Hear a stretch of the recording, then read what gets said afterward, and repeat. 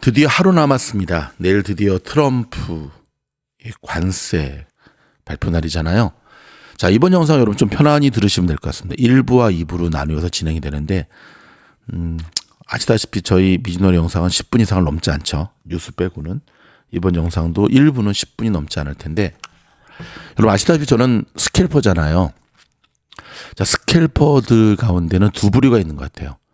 그냥 닥치고 그냥 뭐 내려가면 인볼스 잡고 올라가면 뭐 롱 잡고, 또 한 부류는 그런 기술적인 테크닉적인 트레이딩적인 거 못지않게 세상 돌아가는 것, 추세죠, 추세. 이 추세 공부를 정말 열심히 하는, 저는 후제에 속합니다. 근데 많은 스캘퍼들이나 단타 치는 트레이더들이 사실 그 부분이 되게 약하거든요. 뭐 재본 지표고 나발이고, 아무튼 뭐 이렇게 당장 막 차트 움직임에 따라서 그냥 본인이 갖고 있는 뭐 볼린저 밴드라든지 뭐 그냥 기법 가지고 하는데, 제가 25년의 주식 투자 경험을 통해 느낀 거는 추세가 제일 중요하다. 이걸 조금 쉽게 설명하자면, 제가 살고 있는 얼바인에서 차 타고 한 20분 정도 위로 올라가면 플로튼이라는 곳이 나오고 한인들 되게 많이 살거든요. 거기 보면 팥빙수 집이 하나 있어요. 설빔이라고. 한국에서 들어온 브랜드죠. LA 한인타운에도 있고 여기도 있고, 또 작년에 얼바인에도 하나 오픈이 됐는데, 맛은 그닥 그냥 뭐 눈꽃송이 빙수 정도. 근데 독점이죠. 왜냐하면 이 미국의 교포 사회는 아시다시피 변화에 되게 느리거든요. 그러니까 쌍칠년도에 그냥 팥빙수 있잖아요. 팥빙수 얼음 갈아가지고 막 이렇게 받는 그런 거에서 더 이상 나아가지 못하는 팥빙수가 설빔이라는 것이 오면서 그냥 한 단계 레벨업이 되면서 막 가면 정말 일본 말이지만 막 바글바글하고 줄을 아래비로 씁니다. 한편으로 제가 만약에 팥빙수 가게를 한다 그러면 저는 더 잘할 자신이 있거든요. 왜냐하면 이미 그 설빔도 한국에서는 이미 좀 한물 간, 한국이 또 넘버원이잖아요. 추세가 바로 이런 거예요. 제가 살고 있는 서든 캘리포니아 남가주는 1년 내내 얼음이 오는 곳이 아니거든요. 겨울에도 되게 더운 곳이에요. 그러다 보니까 이쪽이 잘 될 수밖에 없어요. 근데 말입니다, 여러분. 설빔이 아니라 설빔 할아버지라도 자, 알라스카 영하 30도 되는 곳에서 판다가 잘 될까요? 남극, 북극 잘 될까요? 잘 안 되겠죠. 여름에 잘 팔리는 음식을, 냉면이죠, 냉면. 냉면이 기가 막히게, 진짜 냉면 매니아가 아니고선 겨울에 냉면 별로 안 먹죠.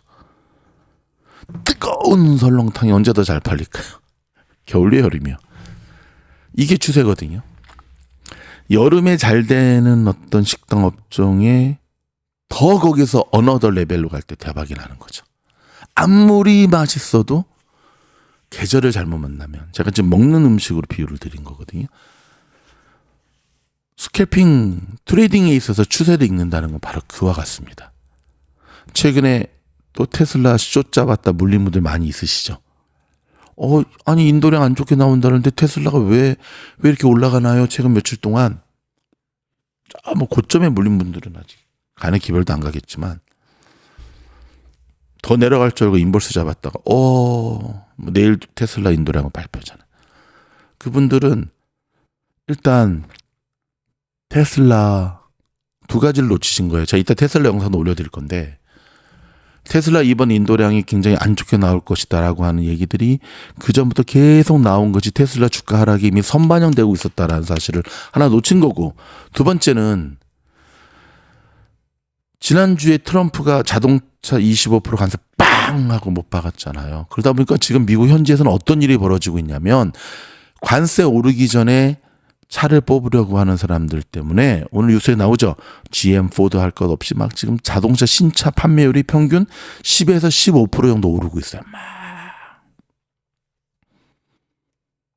그 두 가지를 놓치기 때문에 그냥 단순하게 생각해서 테슬라 인버스 쳤다가 제대로 물린 분들이 꽤 있다는 거죠. 이게 이제 일종의 종목 추세라는 거거든요. 자, 좀 구체적으로 돌아옵니다. 오늘 시장을 보면 엄청난 변동성을 보여줬죠. 자, 이 시장을 우리가 좀 한번 해석할 필요가 있는데요. 트럼프가 주식시장 안 본다. 트럼프 그 내각이 주식시장 안 본다. 단기적 뭐 그 고통을 조금 감내해야 된다. 주식시장 본다니까요. 내일 트럼프 관세 발표가 몇 시죠? 정확하게 주식시장 끝나는 1시입니다. 아니 안 본다면서. 안 보면 뭐 아침에 하든지 점심에 하든지 정확하게 장이 끝나고 발표하는 이유가 단순히 우연의 일치일까요? 노. 자, 오늘 시장 보면 나스닥 뭐 보죠? 쭉 올라가다가 9시 반을 기점으로 쭉 내렸습니다. 9시 반을 기점으로. 그렇죠? 지금 보면 뭐 대충이지만 이때는 어마무시했거든요. 왜 내렸는지 아세요, 여러분? 9시 45분에 장시작하고 15분 후에 경제지표가 발표됐는데 S&P 글로벌 제조업 PMI가 발표가 됐어요. 오, 거기다가 15분 후에 또 ISM 제조업 PMI가 발표가 됐어요. 졸트도 발표가 됐어요. 아까 뉴스에서 좀 다뤄드렸죠. 위축 국면에 이 스태그플레이션의 시그널들이 곳곳에서 감지가 되면서 주가가 확 빠지기 시작했습니다. 근데 말입니다. 제가 이때 이제 TS 우리 학생들과 라방을 하면서 우리 100%인 하나의 우리 마법이 있거든요. 장이 빠질 때 번개 라방하면 장이 올라요. 오늘은 좀 안 먹히나? 근데 결국은 오늘도 먹혔던 거죠. 라방하니까 막 계속 라방하니까 오른 게 아니라 두 가지 경제 지표가 나오면서 시장이 피바다로 바뀌고 있을 때쯤에 어떤 일이 있었냐면 CNBC, 이 지금 보고 계시는 이 기자가 CNBC 대표 기자거든요. CNBC에서 기사 하나가 딱 뜨게 됩니다. 와, 근데 기가 막혔어요. 관세에 대한 긍정적 보도인데 이 타이밍이 예술이었거든요. 보시다시피 딱 10시 반 정도, 10시가 조금 넘어가면서부터 밑에 꼬리 달린 망치가 달리더니 쫙 올라갔는데 첫 번째는 이 CNBC의 발표가 있었던 거였고 두 번째는 백악관 그 대변인의 발표가 있었던 거였는데 이게 완전 짜고 치는 고수업이었어요. 오늘 CNBC가 어떤 이야기를 했냐면 트럼프가 3가지 옵션을 가지고 있다. 이 기자가 발표를 했습니다. 3가지. 첫째는 일괄적으로 20% 때리는 보편관세. 두 번째는 3개 정도의 옵션을 가지고 있다.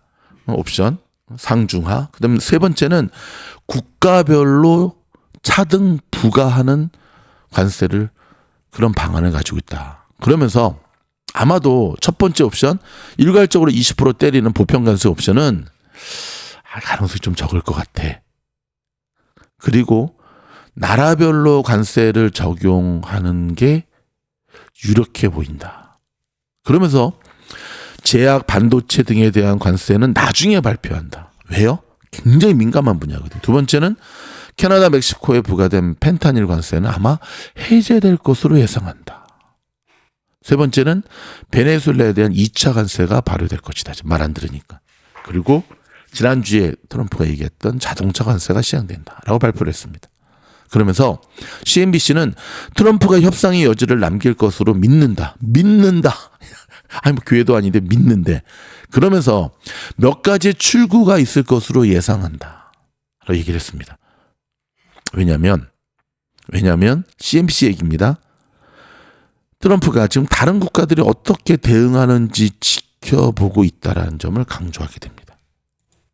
자, 저는 며칠 전부터 계속 월가에서 흘러나오는 뉴스들 가운데 트럼프가 계속 흘리는 말이 있죠. 협상의 여지는 있어. 내 전화기는 늘 기다리고 있어. 전화해. 누구한테 하는 말이죠? 전 세계 국가들한테 하는 말이거든요. 자, 이 관세 이야기가 나왔을 때 가장 강하게 쳤던 두 나라가 있습니다. 어디죠? 캐나다와 멕시코. 가장 풀기 어려운, 가장 좀 아무튼 풀기 어려운 그 두 나라부터 먼저 치고 들어갔던 거예요. 그러면서 여러분 기억나시죠? 빵 먹이고 한 달 유예주고 또 빵 먹이고 한 달 유예주고 막 그렇죠? 골치 아픈 그걸 먼저 씩 한다고 난 다음에 제약하고 반도체에 대한 관세는 이번에 이건 조금 지난주에 트럼프가 여러분 자동차 25% 관세 얘기를 흘린 것 기업들도 그런 거 많이 하잖아요. 실적이 되게 안 좋을 것 같으면 어닝 발표하기 뭐 한 달 전에 몇 주 전에 먼저 싹 흘리잖아요.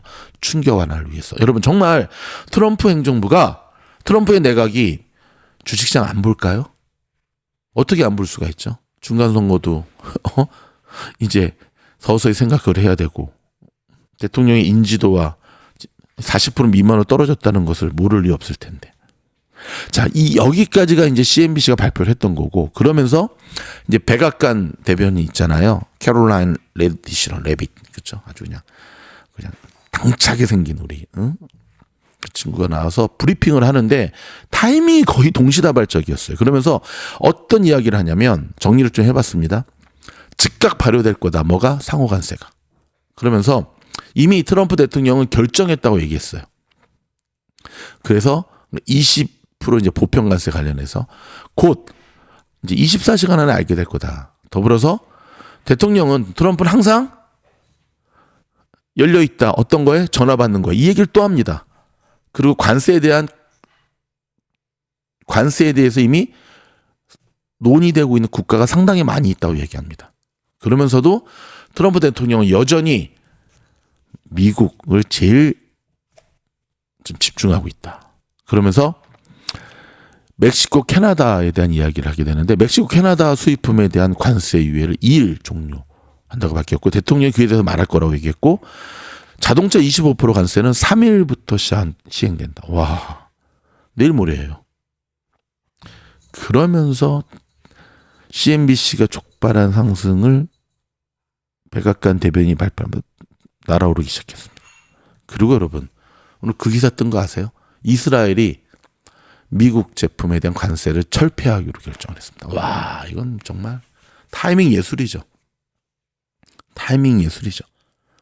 자, 이 모든 것들을 쭉 종합적으로 통합적으로 분석을 하면서 내린 결론은 그 누구보다도 트럼프는 협상용으로 이 도구를 가지고 하고 있고 강하게 밀어붙이는 액션에 비해서 실질적인 것은 주도권 싸움이지 실질적인 것은 강하게 밀어붙이지 못하고 있다는 것을 보게 됩니다. 왠지 아세요? 맞습니다.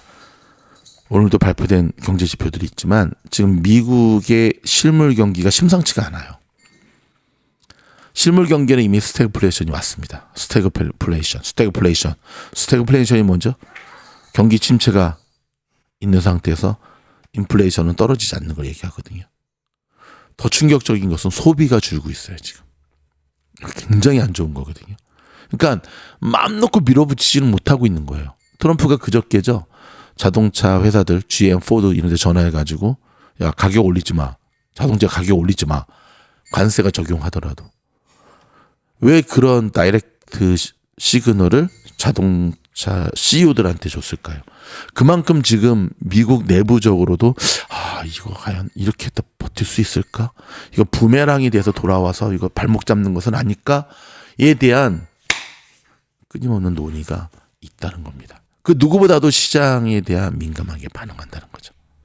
자, 여러분 내일 발표는 1시입니다. 장 끝나고 허브 시간으로 1시. 장 끝나고 발표가 돼요. 그렇다면 내일 하루 동안의 시장의 움직임도 우리가 좀 지켜봐야겠죠. 그렇죠? 근데 지금 이 영상을 녹음하는 시간이 서부 시간으로 9시 37분이거든요. 자, 지금 실시간입니다. 지금 나스닥 오버나이트 시장에서 모습이 어떻죠? 와, 예술이죠. 딱 중간 보세요. RSI도 딱 중간, 트릭스도 딱 중간. 이게 정상이죠, 지금. 내일 본장이 시작되고 시장의 모습이 어떻게 흘러갈지 방향 잡기는 쉽지 않겠죠. 왜냐하면 발표가 장 끝나고 하니까. 본 게임은 장이 끝나고 난 이후에 시그널을 잡아내는 거거든요. 그렇다면 진짜 본 게임은 내일이 아니라 내일 모레가 된다는 거죠. 목, 금. 자, 그럼에도 불구하고 미주놀에서 굉장히 신뢰하는 미주놀만의 시그널들이 있거든요. 그 시그널 속에서는 이미 시장이 어떻게 움직일지에 대한 것들이 잡혔습니다. 자, 이 부분은 바로 이어지는 2부 영상에서 다루도록 하겠습니다. 2부 영상은 VIP 멤버십입니다. 고맙습니다.